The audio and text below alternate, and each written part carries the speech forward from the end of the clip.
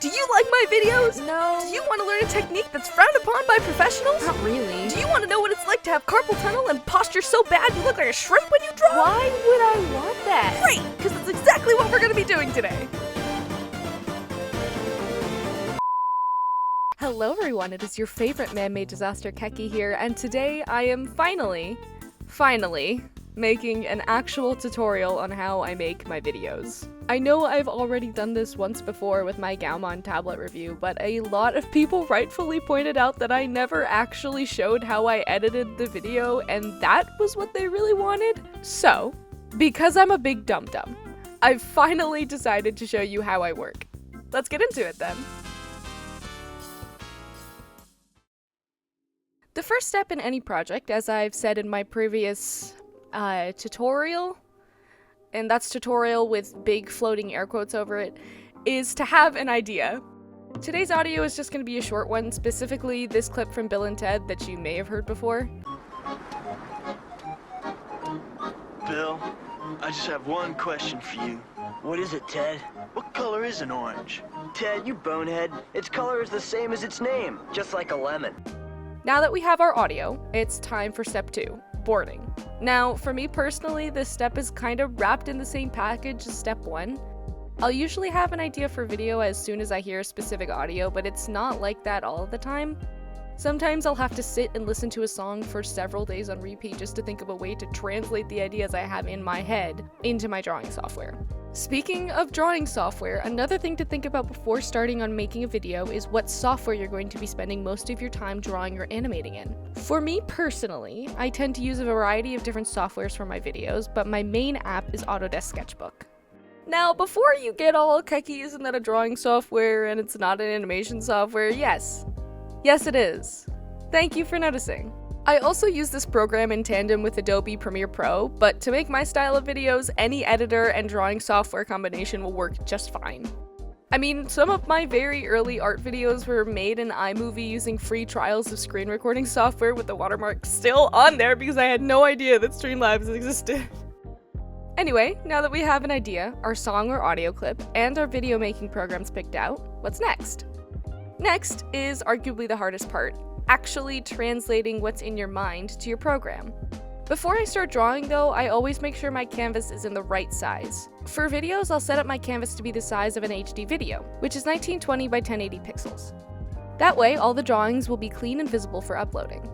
I tend to start very rough with my sketches and will eventually clean them up later. We're essentially making important poses or keyframes to translate our ideas in our heads into reality, starting with the most important poses in the scene.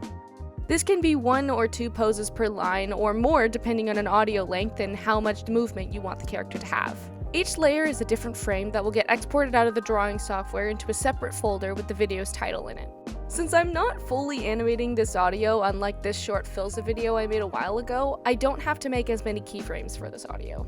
Sometimes when I'm drawing, my vision for the scene will completely change and I'll end up restarting a whole section.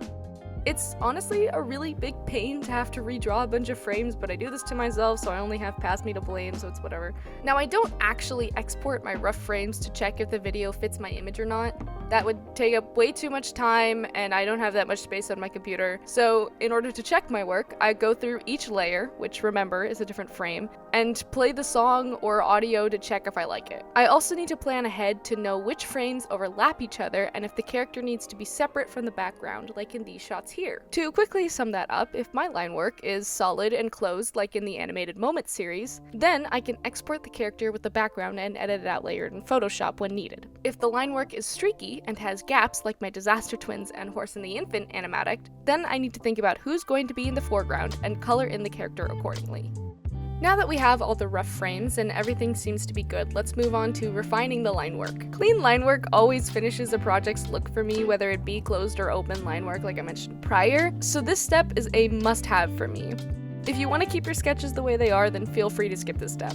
After cleanup, it's time to export your frames. Head up to the file icon and save your work, very important. Then move on to the second frame. Make sure all other frames are invisible, including your background, if you don't want it to be seen in the final frame. Then go to File again, but this time click Save As and name it whatever your project is with a 2 after it. I like to number my frames, so in case I need to change something for the edit, I can look at the file number and type that into my folder search bar instead of trying to frantically look for a misplaced frame under a weird name. All my frames are clean and exported, so now let's take them into Premiere and start putting them in their places. I personally like to have audio scrubbing on since it makes it easier to place the frames more precisely. This first pass is just to get all the frames in there to see if everything works, and to see if I need to add more frames for the feel I want. Some of the eagle-eyed viewers will see that I went back and made more frames for their mouths opening and closing at the beginning. After all frames are in place, then I can start fine-tuning everything.